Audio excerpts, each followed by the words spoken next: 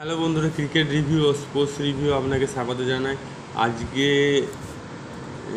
কালকে খেলা হয়েছিল এবং টসে হেরে ভারত প্রথম ব্যাট করতে নেমেছিল এবং খেলাটা ভালোই হয়েছে। ওপেনিং জুটি বিশেষ করে রাহুল এবং ইয়াস তেজস্বী দুজনেই ভালো খেলেছে এবং তেজস্বী ইয়াসওয়াল এবং আমাদের রাহুল দুজনেই অফ সাইডের বলগুলো ছেড়েছে এবং মিডিল স্ট্যাম্প আর লেগ স্ট্যাম্পের বলগুলো টার্গেট করে রান করেছে। এটা কিন্তু খুব ভালো দিক। সেই জন্য 90 রান পর্যন্ত কোনো উইকেট পড়েনি এবং ধরে ধরে খেলছিল। কিন্তু রাহুলে আমি মাইনাস পয়েন্ট দেখছি, বেশি খেলতে খেলতে ধৈর্য হারিয়ে ফেলে মাঝে মধ্যে এবং বড় শট মারার চক্করে আউট হয়ে যায়। ইন্ডিয়া টিমে এটাই এখন প্রবলেম, যেটা আমি দেখছি মাইনাস পয়েন্ট।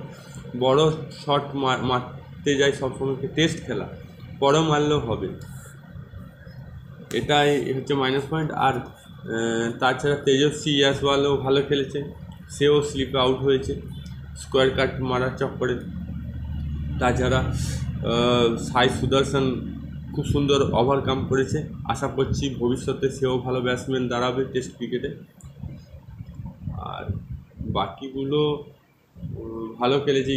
পান্থের চোট হওয়াতে ইন্ডিয়া টিমে একটু ঝটকা লেগেছে, কারণ পায়ের চোট হওয়ার জন্য সে এখন মাঠের বাইরে আছে। আশা করছি চোট যদি সেরে যায় সে মাঠে নামবে এবং হাফ সেঞ্চুরি বা সেঞ্চুরি স্কোর করবে আশা করছি। এখন তো খেলছে সিদুল ঠাকুর আর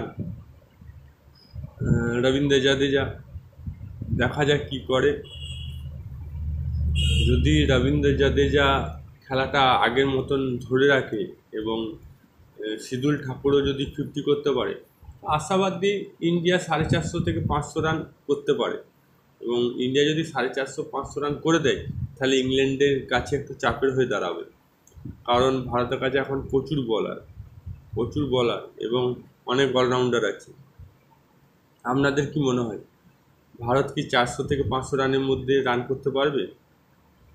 কমেন্ট বক্সে লিখে জানান। যদি ভালো লাগে তো লাইক করুন, চ্যানেল তাহলে সাবস্ক্রাইব করুন, ফেসবুকে থাকলে পেজটা ফলো করুন। আবার দেখা হবে ছোট্ট শর্ট ভিডিও নিয়ে, স্পোর্টস রিয়াকশন। ততক্ষণ জয় হিন্দ, জয় ভারত।